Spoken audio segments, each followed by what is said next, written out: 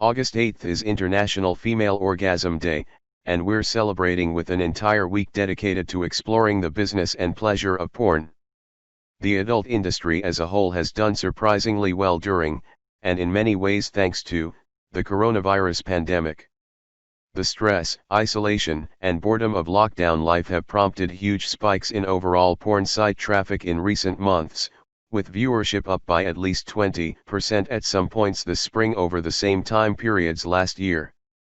Adult site payment processors have reported historic high profits over the same time period, says Alejandro Freixas of the industry trade publication XBiz. And performers like Carmen Valentina tell Mashable that sales of their content have doubled, even tripled, on some platforms since the current crisis set in as well.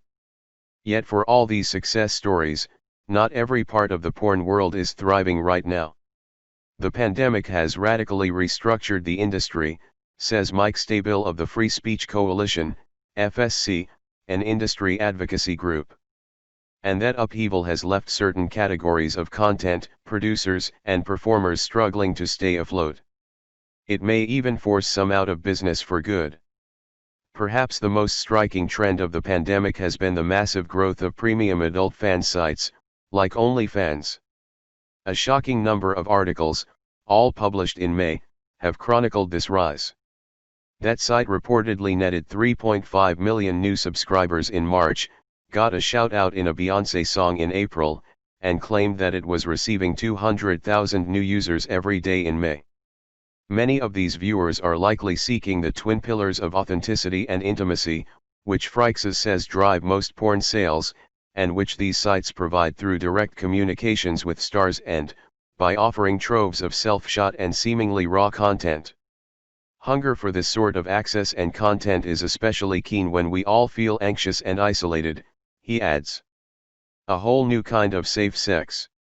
These platforms have also become especially important to adult performers during the pandemic, many of whom are getting on them for the first time because of the impact the coronavirus has had on traditional porn production studios. In mid-March, the FSC called for a shutdown of all on-set productions, in line with wider social measures underway to attempt to blunt the spread of the pandemic. As in any industry, not every studio complied.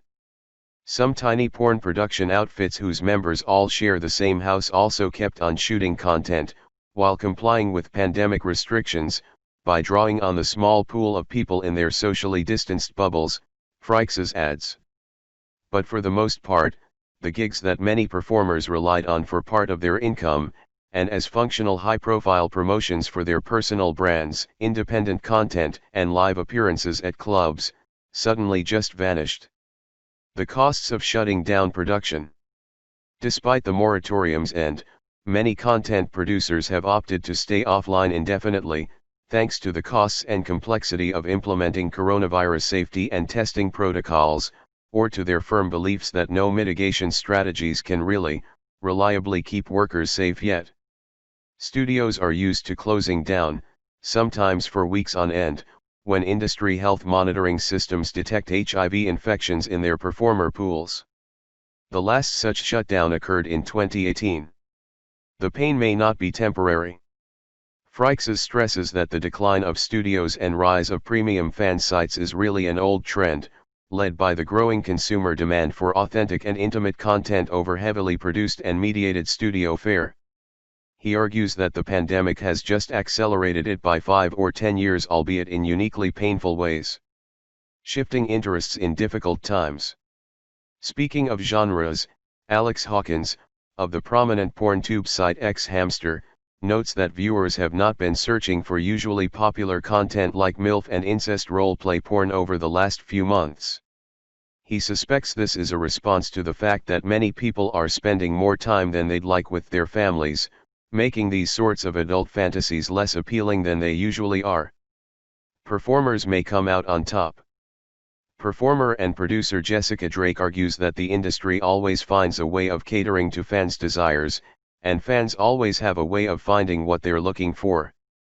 But, depending on whether or not some pandemic-era set safety protocols become new norms, and on the content restrictions newly dominant platforms impose on creators and distributors, certain types of content could grow rarer in a post-pandemic world.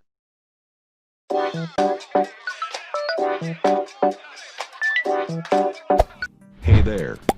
Subscribe to my channel. And also press this bell icon.